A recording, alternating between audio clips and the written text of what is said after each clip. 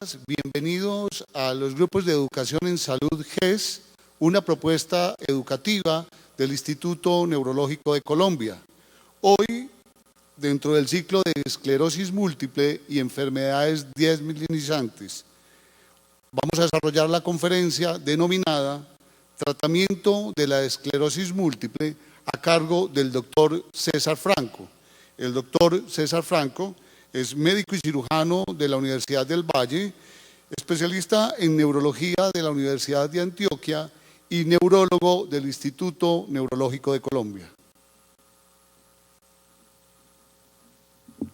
Buenos días, muchas gracias. Gracias por estar acá en este evento tan importante. Es un gusto para mí ver tan nutrida asistencia, es un gusto ver pacientes, incluso pacientes míos con esta enfermedad, con la esclerosis múltiple.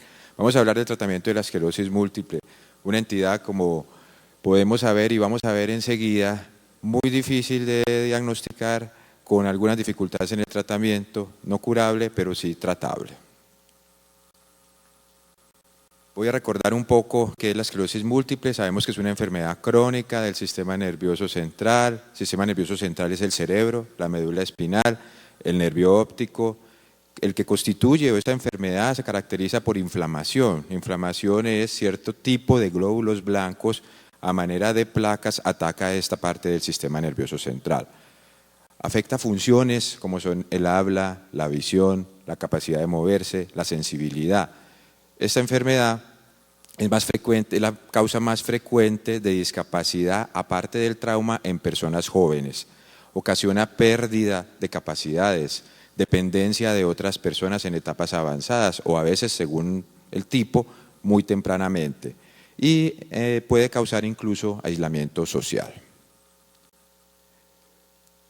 Las causas de estas es una inflamación, como les decía, cierto tipo de glóbulos blancos se organizan, atraviesan el cerebro desde la sangre y les da por organizarse como en especie de placas, focos de inflamación. Estos afectan predominantemente la sustancia blanca, aunque no exclusivamente, puede afectar también la sustancia gris.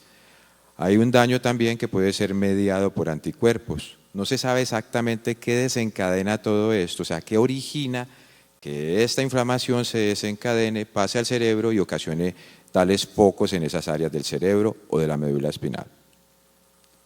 Esta gráfica es para demostrar esto un poco. Vemos una neurona normal, este es el axón, está recubierto como una especie, como los cables de la luz, recubiertos de una vaina, un recubierto de mielina se llama, y los glóbulos blancos que vemos acá atacan esa vaina de mielina, ese recubrimiento del cablecito que viene desde la neurona.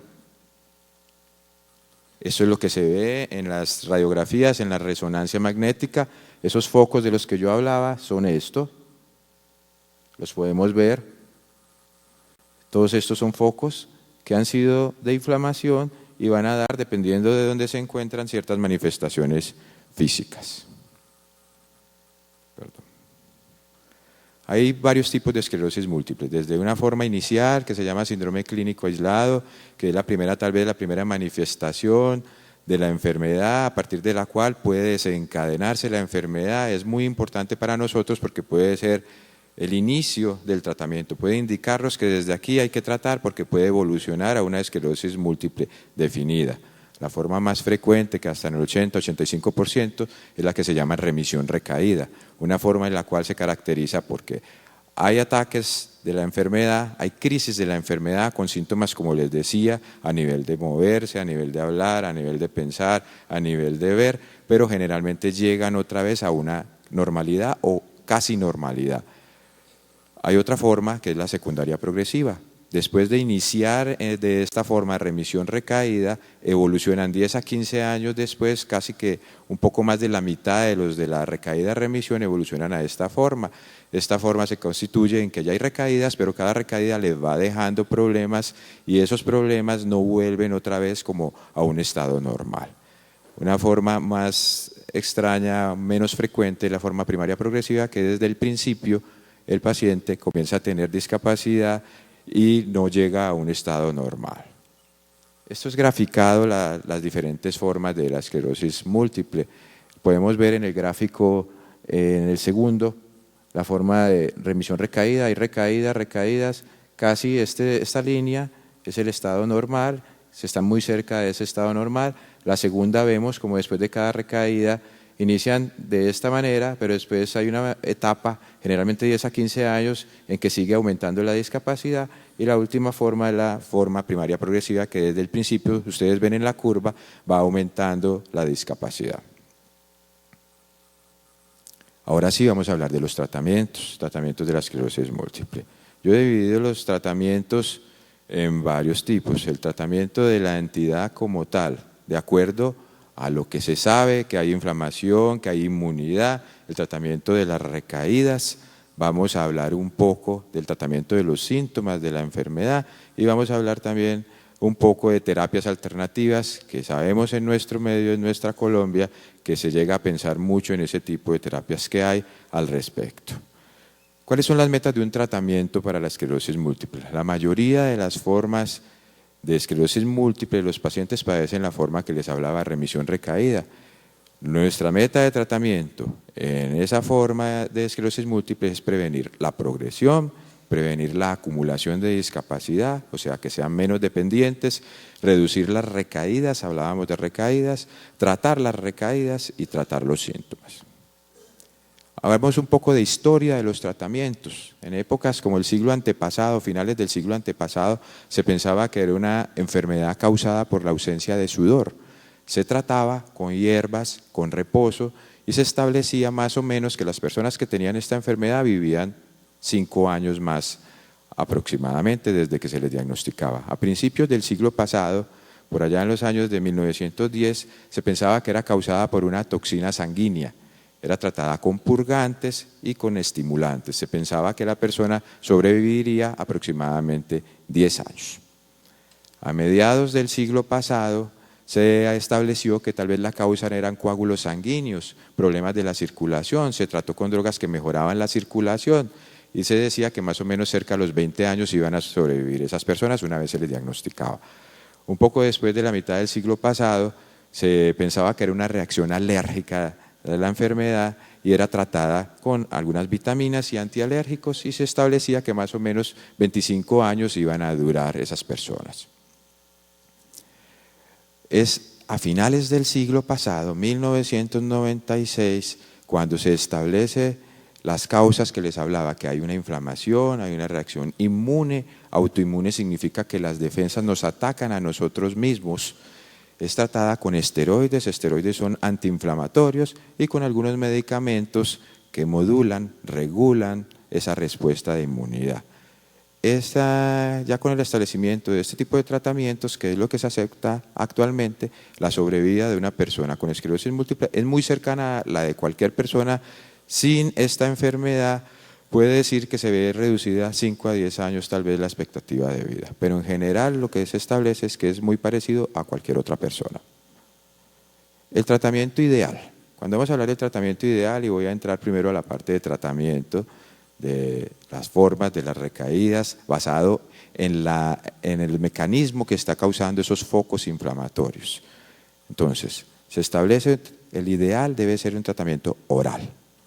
Ojalá que sea una vez al día, que evite la progresión de la enfermedad, como decíamos desde la diapositiva inicial cuando comenzamos a hablar de tratamiento, que ojalá los efectos secundarios sean mínimos u ojalá que no los tenga y que sea barata, que sea poco costosa. Desafortunadamente, algunos de estos parámetros no se cumplen. Es interesante, esta charla la di hace un año, tal vez un año largo, en otro evento y no disponíamos de algo que voy a hablar ahora, que son tratamientos orales y que se administran una vez al día. A ese entonces todavía era utópico sabiendo que había investigación sobre esos medicamentos y que estaban cercanos a ser autorizados. Entonces, ninguno se acercaba hasta hace un par de años, pero al día de hoy sí lo sabe. Es una realidad que no hay cura para la enfermedad. Los tratamientos de los que disponemos pueden servir a disminuir las recaídas, disminuir la discapacidad, aplazar la discapacidad, de pronto establecer en algunas ciertas formas que son benignas la prolongación de su bienestar, de su independencia, de las menos recaídas y menos progresión en otras funciones y menos síntomas, por supuesto. Vamos a hablar de los que se llaman fármacos modificadores del curso de la enfermedad. Estos medicamentos son dirigidos a la forma de esclerosis múltiple recaída-remisión. Son los que, modulando la inmunidad, trabajando sobre la inmunidad, sobre la autoinmunidad, ayudan a disminuir esos desenlaces, esos objetivos que queremos en el tratamiento. Existen, voy a nombrarlos, los llamados de primera línea, los interferones. Aquí está con la fecha para la cual fueron avalados, autorizados por los organismos internacionales, específicamente en Estados Unidos, para el tratamiento de esta enfermedad. Vemos como el interferón beta 1B, en nuestro país se conoce como betaferón, fue avalado en 1993, el acetato de glatiramer, el Copaxone, en 1996, avalado por Estados Unidos, el interferón beta 1A intramuscular, que es el Avonex, en 1997, y en el 2002 otro interferón, el beta 1A subcutáneo, que es el Reviv. Hay otros fármacos de segunda línea. Segunda línea quiere decir, si los anteriores han sido inefectivos, se debe pasar a estos. Eso es muy importante y más adelante lo vamos a ver. El natalizumab, una droga venosa, en el 2004 fue avalado para el uso en esclerosis múltiple, se llama Tysabri, y el año pasado, antepasado, para Estados Unidos, en nuestro medio lo tenemos hace relativamente poco, 6 meses, el fingolimod, que es el Gilenya. Este es un tratamiento oral de administración una vez al día. ¿Qué se busca con los medicamentos? Del primer grupo que les hablaba de los de primera línea, los interferones y el acetato de glatiramer, ¿qué hacen? ¿Para qué sirven? Tienen efectos antiinflamatorios. Recuerdan que les expresaba que la enfermedad está causada por inflamación, focos de inflamación que generalmente tienen un curso de ataques, recaídas y que pueden llegar a una recuperación. Estos en general son más parecidos entre sí que diferentes. Disminuyen el número de recaídas, se habla que de 100 personas, digamos que lo usen, o de 100 recaídas que vayan a tener al año, 30 son disminuidas, por decirlo así. Reducen también el riesgo de discapacidad a 2 años. En algunos de estos se ha demostrado que el efecto se mantiene a lo largo de los años. En general son seguros, bien tolerados. Algunas personas pueden presentar, cuando se les aplica, o la mayoría de las personas, de los interferones sobre todo, algún tipo de reacción, como si les fuera a dar gripa, malestar general, dolor en los huesos, síntomas como de un catarro, como de un resfriado. Ya más internamente pueden presentar alteraciones en el sitio donde se aplica, reacciones donde se aplica, pueden afectar los glóbulos blancos. Recuerden que actúan sobre la inmunidad, pueden bajar los glóbulos blancos, pueden bajar las plaquetas, pueden aumentar ciertas pruebas del hígado. Son aspectos que tenemos que tener en cuenta nosotros los profesionales y monitorizar siquiera un par de veces al año. Entre ellos, las comparaciones, podemos decir, son similares en eficacia. Ya les decía, un 30% de disminución en las recaídas. Los mejores resultados son cuando se inicia más temprano. Recuerdan que les hablaba del llamado síndrome clínico aislado o episodio desmielinizante inicial o episodio desmielinizante aislado. Entre más temprano tengamos algún tipo de manifestación que nos haga sospechar esclerosis múltiple y llevamos a pensar en un contexto adecuado, mujer, joven, síntomas que pudieran sugerir una alteración en el sistema nervioso tipo sustancia blanca, puede ser un síndrome clínico aislado, y un inicio temprano puede impactar más adelante sobre la progresión de la enfermedad, disminuir la discapacidad. No haya mayor utilidad, que esto es muy importante, todos estos de primera línea, los interferones y el acetato de glatiramer, no está muy aceptado que se pase del uno al otro, de una marca a otra, o de un producto de un interferón al glatiramer acetato, o viceversa, porque todos son de primera línea. Hablábamos que son muy parecidos sus efectos. Si se piensa, y ya les voy a explicar cuándo se debe escalar, pasar a un escalón adicional, subir en esa escala de tratamientos. Natalizumab es el inicial, el que salió inicialmente como segunda línea, como segunda generación. Es un anticuerpo creado en laboratorio, basado en células humanas y en células de ratón. Los anticuerpos, todos tenemos anticuerpos. Cuando nos da una infección, nuestro organismo produce anticuerpos, anticuerpos para atacar esa infección y defendernos. Acá es en el laboratorio creado un anticuerpo para poder ayudar a disminuir esa inflamación o los procesos, cierta parte de los mecanismos de inflamación que se desencadenan. Este evita, donde actúa cierto paso, evita que pasen los glóbulos blancos. Les decía que esos son, cierto tipo de glóbulos blancos son los que ocasionan la inflamación al sistema nervioso. Entonces, la acción de estos está basada en impedir que pasen de la sangre al sistema nervioso, cerebro, médula espinal, cierto tipo de glóbulos blancos. Su efectividad se habla que reduce hasta un 67% de las recaídas a 2 años, disminuye hasta en 42% de la progresión de la discapacidad a 3 meses y 54% a 6 meses. Hay un efecto secundario que es muy importante, que incluso llevó a que 2 años después de ser mercadeado saliera del mercado y luego otra vez reintroducido cuando se demostró que había unas características especiales y unas consideraciones a tener en cuenta antes de su prescripción y de su seguimiento. Un efecto secundario que se llama la leucoencefalopatía multifocal progresiva, que no es más que una inflamación exagerada a ciertos niveles del cerebro, de la médula espinal, e incluso que puede llegar a ser mortal, sobre todo en pacientes que usan esta medicación, que han usado otras que han sido inmunosupresores, o sea, que alteran las defensas o que disminuyen las defensas de una manera exagerada. Los que les nombré ahora son inmunomoduladores, más no inmunosupresores. No restringen las defensas, sino que las regulan. Este medicamento está mercadeado actualmente, ya repito, bajo unas condiciones, bajo una rigurosidad, bajo un seguimiento, estableciendo cuáles son los pacientes que puedan llegar a tener más riesgo de esta enfermedad, de esta complicación. Por ese motivo se seleccionan mejor los pacientes. Y el fingolimod, que es el otro de segunda línea, es un medicamento que impide la salida de cierto tipo de glóbulos blancos por fuera de los ganglios linfáticos. O sea, al quedarse atrapados, secuestrados en los ganglios linfáticos, esos glóbulos blancos que van a llevar a inflamación, pues no llegan a donde hay la inflamación de la esclerosis múltiple.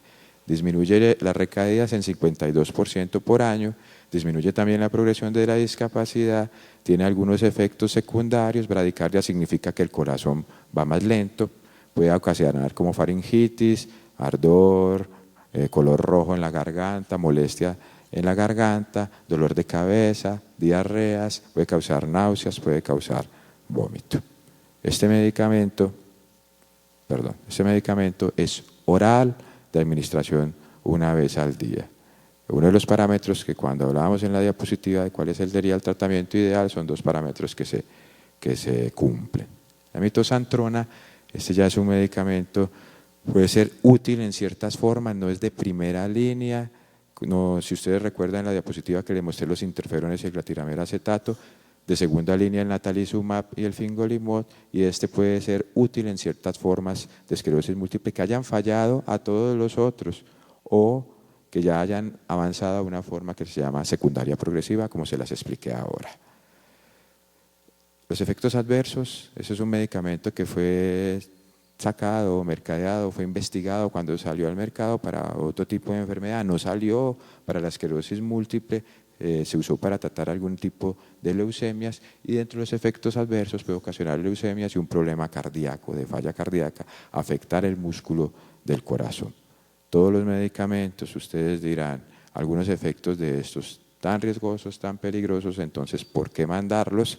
Pero resulta que basado en estudios clínicos, en estudios en muchos países, en estudios en muchos centros, con mucho número de pacientes, se llega a analizar que tal vez el beneficio supera los riesgos y la selección adecuada de pacientes puede permitir que sí sean usados. ¿Cuál es el futuro? El futuro son los medicamentos orales. Ya hay uno, les repito, hace aproximadamente 6 meses aquí en nuestro medio, y ya va a ser 2 años que ha sido avalado por los reglamentos en Estados Unidos y en Europa. El fingolimod ya existe, pero vienen otros. Esto simplemente es una tabla para mostrarle los que vienen. El que está, que es el fingolimod, hay otro que se llama teriflunomida, el laquinimod, el fumarato, que es el que tiene las letras y números raros, y la cladribina. Todos en la tabla podemos ver, ahí hablan sobre el número de lesiones acumulativas en la resonancia. Recordemos que la manera de ver esa inflamación, esos focos inflamatorios en el cerebro o en la médula espinal, es con la resonancia. Esa es la fotico de lo que está sucediendo como inflamación en los pacientes con esclerosis múltiple. Y también vemos en la última fila el número de recaídas por año, cómo ellos en mayor o menor medida impactan sobre eso. No vamos a ahondar mucho sobre ellos. Es importante decir sobre este medicamento, la teriflunomida, que actualmente el grupo de la unidad de esclerosis múltiple desmielinizantes del Instituto Neurológico de Colombia hace parte de un estudio internacional con pacientes para probar si este medicamento como tratamiento adicional a los interferones en la forma de esclerosis múltiple remisión recaída pueda llegar a ser útil. El instituto participa en este momento en investigación también y con este producto, bajo unas normas y unos requisitos, por supuesto. De los tratamientos orales podemos concluir que tienen unos beneficios potenciales. Ustedes vieron que en la gran mayoría disminuye el número de aparición de esos focos inflamatorios en la resonancia, disminuyen el número de recaídas, son de fácil administración, pues es mucho mejor tomar una medicación que aplicársela, ¿cierto? O ponérsela por la vena o en la nalguita o en el músculo o en la piel. Pudiera ser útiles como terapias combinadas, como les decía, con la investigación que estamos nosotros participando, y ayudan a mejorar la adherencia. Repito, pues una persona va a preferir tomar algo que inyectarse. La mayoría de las personas lo prefieren así. Volvamos a esta diapositiva. Tratamiento ideal, ¿cuál es? Que sea oral, 3 caritas felices, ya los tenemos. Una vez al día lo tenemos. Que evite progresión de la enfermedad, la gran mayoría evita la progresión de la enfermedad hasta cierto punto. Que no tenga efectos secundarios, ninguno de los que hay actualmente, y con el avance de los nuevos medicamentos incluso, se ven efectos secundarios, algunos potencialmente más dañinos que otros, pero que de pronto individualizado y analizado con el paciente, con su familia, con un grupo médico, que esa es la importancia de grupos médicos. Nosotros en el instituto generalmente nuestras decisiones de cambios de tratamiento son racionalizadas en el grupo de enfermedades desmielinizantes y esclerosis múltiple. No solo un profesional, sino un grupo de profesionales en diferentes disciplinas, neurólogos, neuropsicólogos, neuroradiólogos, dirigidos a analizar el caso particular y definir cuál es la mejor opción para los pacientes. Y que sea poco costosa, de eso sí creo que estamos lejos en este momento. Pues generalmente estos medicamentos obedecen a tecnología avanzada de manufacturación y eso lleva en los costos. También y en investigación y algunos aceptados tratamientos con anticuerpos. Ya les había hablado del natalizumab, un anticuerpo humanizado, generado pues en el laboratorio. Hay un par de anticuerpos más que puedan ser avalados en el tratamiento de la esclerosis múltiple, el alemtuzumab y el rituximab. Como les dije, salieron como muchos de los medicamentos, incluso la historia de la medicina está signada por esto. Muchos medicamentos se ha descubierto su utilidad e incluso a algunas se les encuentra más utilidad en otras enfermedades que para las que inicialmente fueron manufacturados. Entonces esos tratamientos habían sido dirigidos a tratamientos de ciertas leucemias, linfomas, esos son los que llamamos cánceres de la sangre, actúan sobre las células, sobre la inflamación. Acuérdense en lo que les decía de los glóbulos blancos, que son los que van a generar la inflamación. Son útiles sobre las recaídas, sobre la progresión de la discapacidad para limitarla. Tienen algunos efectos secundarios, generalmente todos esos efectos tienen que ver con su acción sobre estas células de inflamación, pueden predisponer a infecciones, pueden llevar a alterar de tal manera que puedan generarse ciertos cánceres, por decirlo así.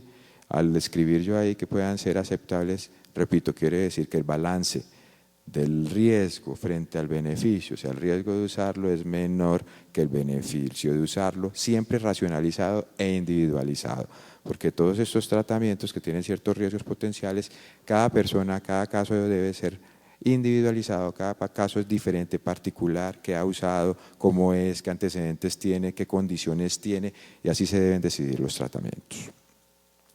¿Cuándo iniciar el tratamiento? Es importante esto. Ya les dije, tan rápido como sea posible. cuando se tenga un diagnóstico definido de la enfermedad, o ya les decía a ustedes que en el paciente es con el síndrome clínico aislado. El primer episodio puede ser una inflamación del nervio óptico que se llama neuritis óptica. El primer episodio, la primera crisis de un paciente que tenga un problema para caminar, un problema para orinar o defecar, y para caminar, o de sensibilidad, que es dado por una inflamación en la médula espinal por alguno de estos focos o placas inflamatorias. Eso puede ser el inicio de la enfermedad bajo ciertos criterios, no en todos los casos, bajo ciertos criterios puede ser el inicio o el heraldo, o nos está diciendo más adelante se puede desarrollar la esclerosis múltiple, puede que sea necesario tratar en este momento.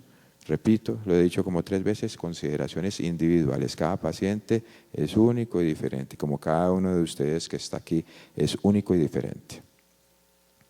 ¿Cómo se tratan las recaídas? Les había dicho.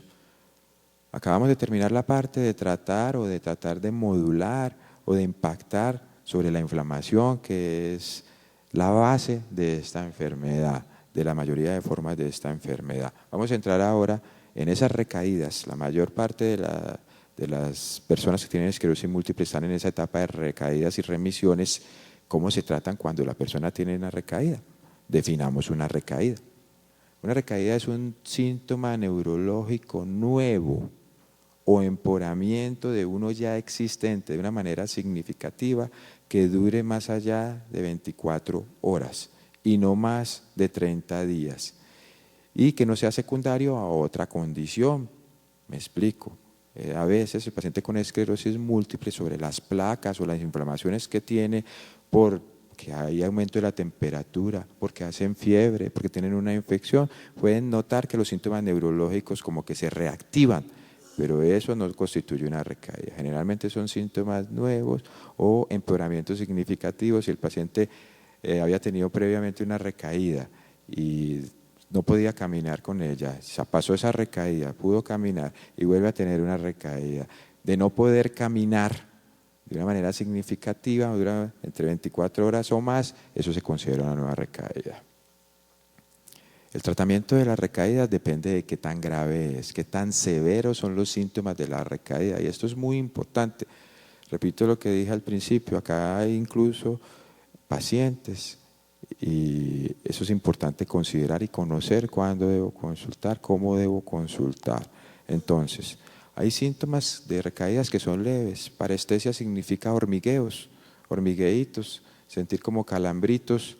De pronto esos son más leves, tal vez esos simplemente requieran una observación clínica. Si hay debilidad, que es lo que escribo como parece, hay alteración de la visión, requiere de pronto un tratamiento más agresivo, y en este caso serían los esteroides. Los esteroides son antiinflamatorios. Esos antiinflamatorios a dosis altas se ha demostrado que pueden ayudar a disminuir la duración de la recaída, disminuir más adelante de pronto la discapacidad originada por ella. ¿Qué hacen los esteroides? Son antiinflamatorios, hacen que esos glóbulos blancos que están ocasionando inflamación disminuyan, digamos, su acción. Generalmente el que se usa se llama metilprednisolona de 500 miligramos, se puede usar, o lo habitual que hacemos es 1 gramo durante 3 a 7 días, dependiendo de la magnitud de la recaída. La plasmaféresis, eso es que el intercambio plasmático es una especie, digamos, de diálisis en la cual se trata de barrer con un aparato al cual se conecta el paciente toda esa carga inmunológica. Recuerdan que les hablaba de inflamación y de anticuerpos, de inmunidad. Trata de barrer toda esa carga inmunológica. Es usada generalmente cuando la primera línea, o sea, los esteroides, no sirven en las recaídas. Digamos que una persona que tiene una recaída muy fuerte, que de estar caminando se torna o se pone sin poder caminar, sin poder mover sus brazos, sus piernas, sin controlar la capacidad de orinar o de defecar, está, por decirlo así, tullido en una cama, le hemos puesto esteroides, no responden, esta puede ser una etapa salvatoria para pasar a la plasmaféresis. ¿Qué pasa con los pacientes que responden poco a los tratamientos inflamatorios, a los tratamientos, moduladores de la enfermedad? Vamos a definir primero qué es respuesta subóptima o qué es no responder adecuadamente. Si un paciente que está con uno de estos tratamientos, recuerdan, interferones de primera línea o acetato de glatiramir, que tengan recaídas, aumento del número de recaídas en 6 a 12 meses, haciendo ese tratamiento, juiciosos en el tratamiento, porque ese es otro parámetro que nosotros tenemos que investigar, y eso va también en la familiaridad que tengamos con el paciente, que se sea honesto sobre si se está aplicando el medicamento. Puede que esté teniendo recaídas, pero no se lo está aplicando porque le da pereza los síntomas que da, porque chuzarse que pereza. Entonces, eso es uno de los parámetros que tenemos que estar atentos inicialmente. Si hay más de una recaída por año, puede ser un indicio de que está respondiendo mal a medicamento. Si la discapacidad es progresiva, hay una escala que nosotros usamos de discapacidad que evalúa prácticamente todas las funciones neurológicas, desde pensamiento, depresión, visión, capacidad de moverse y otras más específicas pues del neurólogo, y esa la traducimos en números. Es una escala que va hasta 10, desde 0, a estar aliviado completamente pacientes con esclerosis múltiple, hasta 10, que es muerte por esclerosis múltiple. Hay unos parámetros puntuales, el 5, que es como la mitad de la escala, es cuando el paciente de 5 para arriba, 5.5 a 6, necesita ya una ayuda para caminar. Eso es importante. Y 8 es paciente que ya está en silla de ruedas. Entonces esos son como los parámetros a grosso modo sobre esa escala de discapacidad. Si la persona en un año aumenta más de un punto en esa escala de discapacidad, recuerdo que son varios signos, síntomas neurológicos, y que cualquier alteración, recaída, síntoma que dura más allá, aparte del mes, digámoslo así, puede dejar mella en el paciente y subirle, aunque sea un punto a esa persona en esa escala, eso ya puede ser un indicio de que está respondiendo mal al tratamiento inicial. Otro parámetro para evaluar y que nos es muy útil, el pilar de nuestra especialidad es la clínica. La clínica es la adecuada aproximación a los signos, a los síntomas y a revisar el paciente de manera adecuada, a hablar con el paciente. Pero nos podemos ayudar de ayudas diagnósticas, y para la esclerosis múltiple el diagnóstico, el seguimiento es pilar fundamental con la resonancia.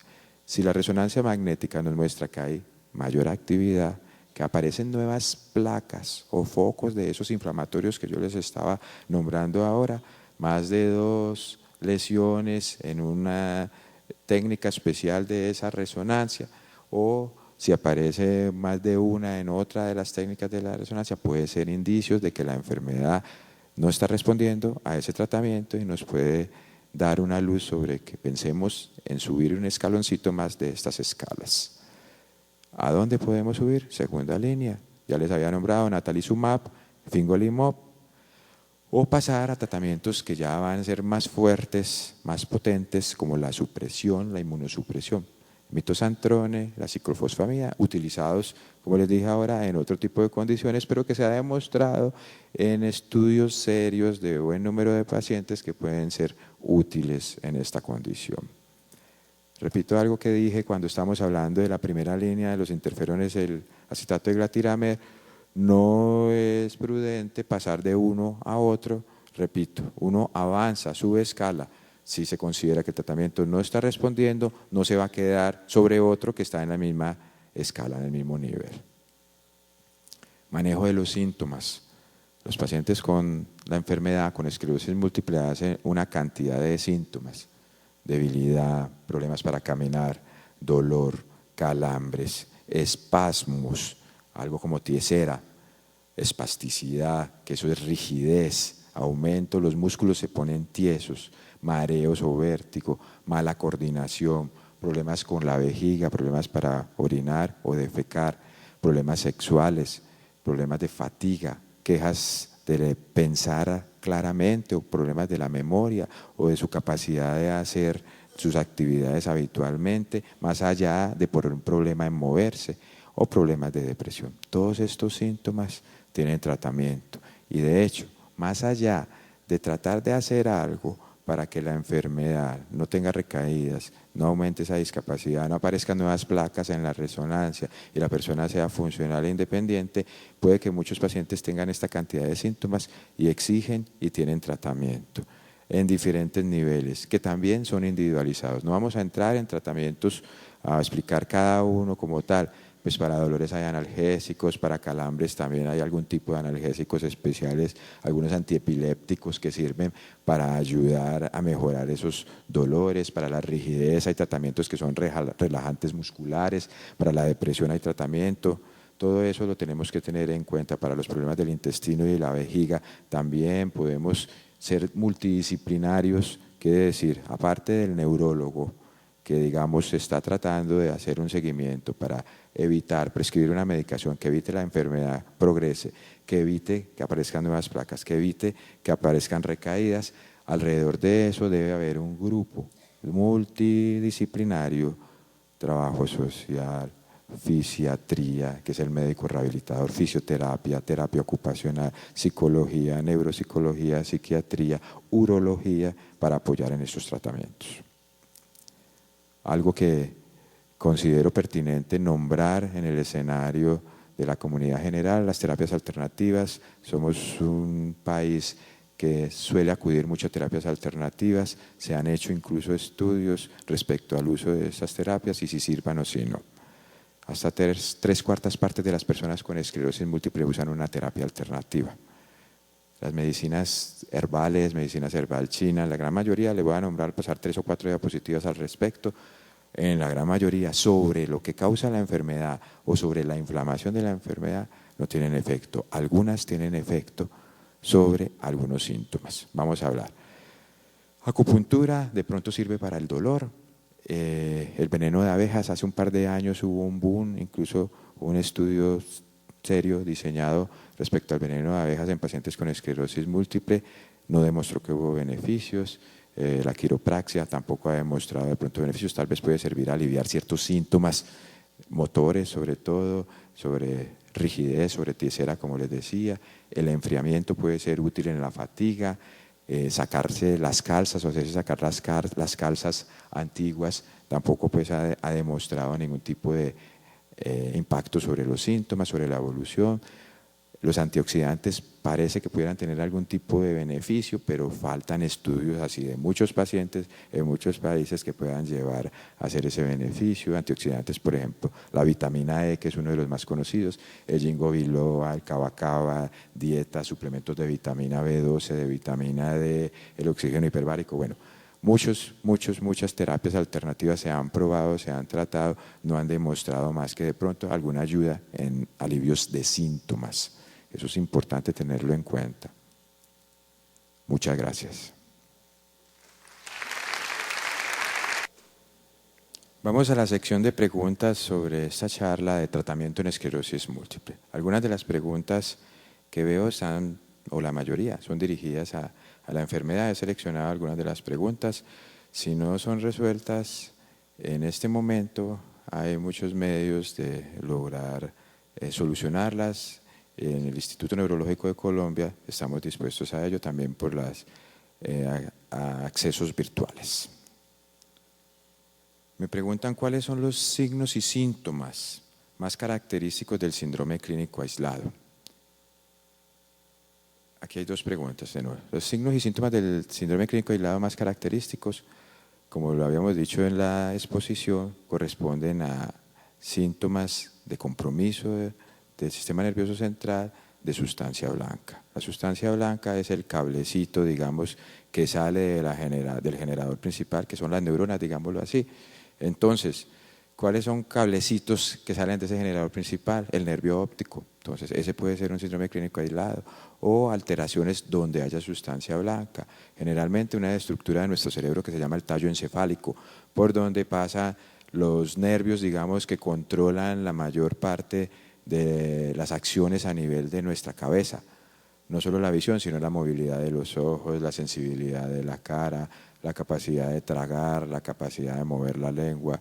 Eso puede llegar junto con síntomas de movilidad de brazos, de pierna en un lado del cuerpo, o compromiso en la médula espinal, que es compromiso de movilidad generalmente o de sensibilidad desde una zona del cuerpo hacia abajo, así como también compromiso de los esfínteres. Esos son los más característicos signos, síntomas, de hecho, de recaídas de esclerosis múltiple o el debut de esta que puede ser un síndrome clínico aislado.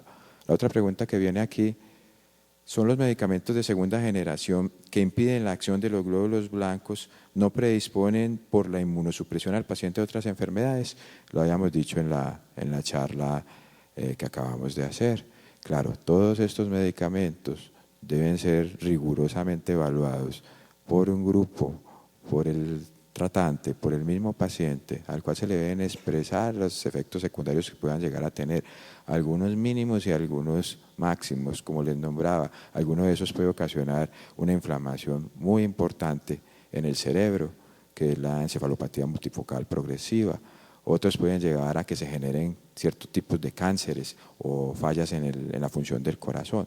Lógico que son efectos serios, delicados, que no va a pasar en todos los pacientes, pero repito algo que dice durante la charla: si han sido avalados por los entes administradores en los diferentes países, sobre todo los que son más rigurosos, como en Europa, como en Estados Unidos, es porque el beneficio supera los riesgos, pero debe ser individualizado.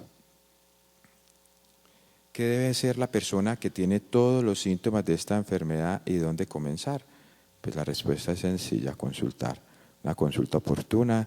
Nuestro sistema de salud en Colombia está determinado de tal manera que primero se asiste a un primer nivel de atención, que es medicina general, y posteriormente se puede acceder a nivel especializado.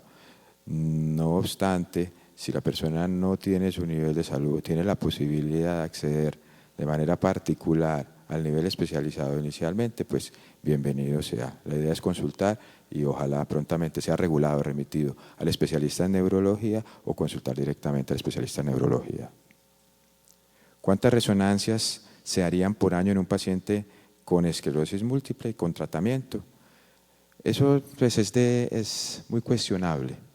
Yo les decía a lo largo de la charla que todo debe ser individualizado: la decisión del tratamiento respecto a los efectos secundarios, el seguimiento también debe ser individualizado. Si un paciente viene controlado quiere decir sin recaídas, sin ninguno de estos signos, síntomas que nosotros hablamos, que puedan estar hablándonos de una respuesta mala a tratamiento, entonces puede que requiera solo una resonancia al año. Si una persona tiene síntomas, signos de recaída, requiere resonancia inmediata para evaluar esa progresión de la enfermedad. En pacientes controlados puede ser establecido en una resonancia al año, pues porque hay parámetros en resonancia, más allá de los síntomas que tenga el paciente, que nos pueden definir que tal vez no está respondiendo adecuadamente. Los cambios bruscos de temperatura pueden generar recaídas, lo nombré también en la charla. No es que generen recaídas, puede sobre recaídas previas o sobre placas previas, sobre focos esos inflamatorios, sobre esas placas de inflamación en el cerebro, en la médula espinal o en el nervio óptico, puede hacer que vuelva a hacer manifestaciones clínicas, pero no generalmente como desencadenar por sí sola una recaída. De hecho, lo que arranca, lo que inicia, lo que desencadena toda esa inflamación no se sabe. Sabemos que hay inflamación, que hay autoinmunidad, pero no sabemos exactamente qué desencadena todo. Se ha tratado de relacionar que falta de vitamina D, se ha tratado de relacionar que hay condiciones genéticas y de hecho sí se ha demostrado algún sustrato familiar. Se ha tratado de correlacionar que fuman, los fumadores tienen más riesgo de esclerosis múltiple que los no fumadores. Un virus que se llama el virus de Epstein-Barr, pero no se ha demostrado claramente que eso es exactamente lo que dispare toda esta inflamación. ¿Cómo saber qué dosis exacta se le da a cada paciente? Supongo que es de los medicamentos. Y las terapias, ¿cuánto tiempo? ¿Cómo? ¿Cuándo? Eso es muy importante. ¿Cuándo iniciar un tratamiento? Lo más temprano, habíamos dicho. ¿Cierto? ¿A quién? Al que tenga la enfermedad, esclerosis múltiple o el síndrome clínico aislado. ¿Por cuánto tiempo? Todo el tiempo que sea necesario. Hasta ahora hay estudios con los medicamentos que ya llevan muchos años. Si ustedes recuerdan, el primer avalado fue por allá en 1993 y se ha demostrado que a largo plazo siguen siendo efectivos. La dosis de estos tratamientos está determinada. Son taxativos, cada uno de los medicamentos que les nombré tienen su propia dosis, es única, no es ajustada por peso, ni mucho menos. De pronto en algunas circunstancias, sobre todo al inicio del tratamiento, por los efectos secundarios que puedan ocasionar, se puede titular, quiere decir irse de una dosis más bajita a la dosis terapéutica, a la dosis habitual, pero generalmente todos son una dosis estándar, por decirlo así. Los esteroides pueden llegar a perjudicar un feto de 2 meses, puesto que se tiene que aplicar, bueno, por X o Y motivo. Eso es importante. Los pacientes, ya decíamos que por cada 3 mujeres que tienen esclerosis múltiple hay un hombre. Es una enfermedad más frecuente de mujeres y en edad jóvenes, edad reproductiva, por supuesto. Entonces, por el ciclo vital son las edades en que la mujer puede embarazarse. La idea es que con ninguno de los tratamientos en esclerosis múltiple debiera esta mujer embarazarse. Es una condición delicada, bastante delicada, porque no somos quienes para evitar o impedir nosotros, los médicos, o recomendar no se embarace, no tenga hijos. Puede ser racionalizado, puede ser aplazado dependiendo de la actividad de la enfermedad. En algunas formas más benignas, menos agresivas, se puede hablar sobre esa posibilidad, obviamente suspendiendo los tratamientos. Muchas gracias.